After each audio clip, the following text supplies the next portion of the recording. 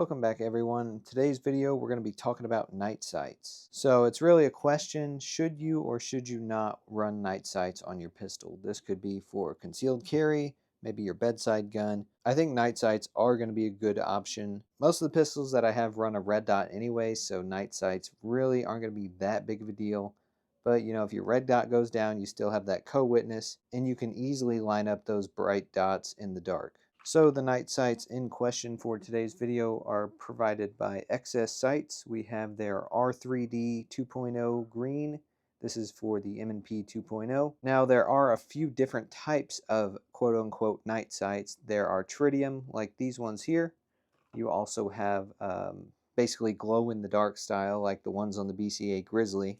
And I wouldn't consider these night sights, but this is a fiber optic, so it's going to take light in through the top there, and then it's going to amplify that into the tip. So three different types of quote-unquote night sights. The really true actual night sights are going to be the tritium ones, and those are the ones we're going to be putting on the M&P 2.0 right here. So the tritium is going to glow regardless of ambient light. It's also slightly radioactive, but they are encased inside of the actual sight there, so as long as you don't break that, you won't really be at any risk. I mean, there is some radioactivity, but not as much if you were to break the tip of that sight. So just kind of keep that in mind if you're concerned about stuff like that. Also, real quick before we get too far into the video, patches available. If you guys want to buy a patch, they will be in the channel bio.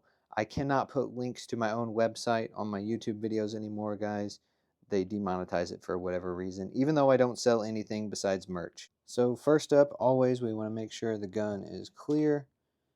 I'm going to have to back the camera up, but we are clear here. We'll go ahead and remove the mag, and we're going to go ahead and remove the factory iron sights. So on the M&P 2.0, the rear sight is just held in by a dovetail, and then you actually have a set screw.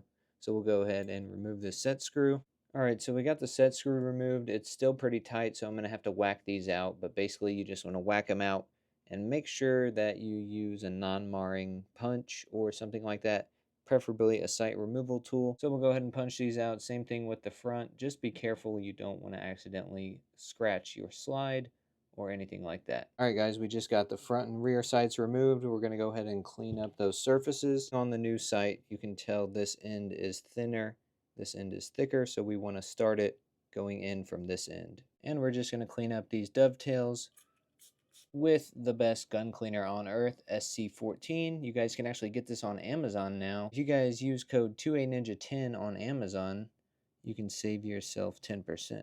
So the rear side, it doesn't matter which way you go in, it's going to go in either way. It's not a super tight fit like the factory rear sight. We do have the set screw, and then they also give you some red Loctite to get that thing nice and secure. I'll go ahead and get this centered as best I can, and we'll tighten up this screw.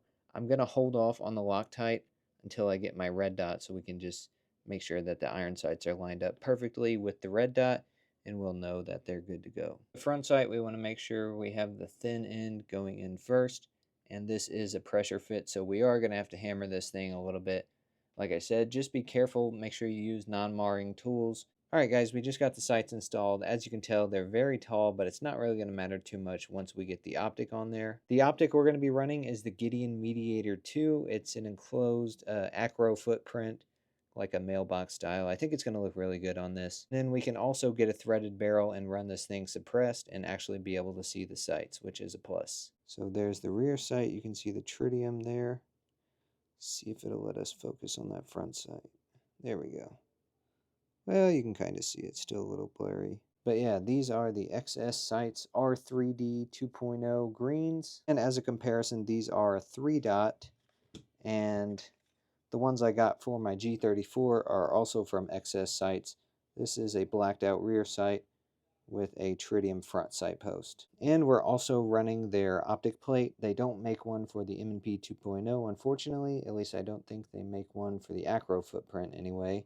But they actually have the Glizzy sights as a combo. You can get the sights and the optic plate all in one. So I'm curious to hear your guys' opinion in the comments. Should you run night sights on your pistol? And as a bonus question, do you guys like the blacked out rear sight with the single tritium front post?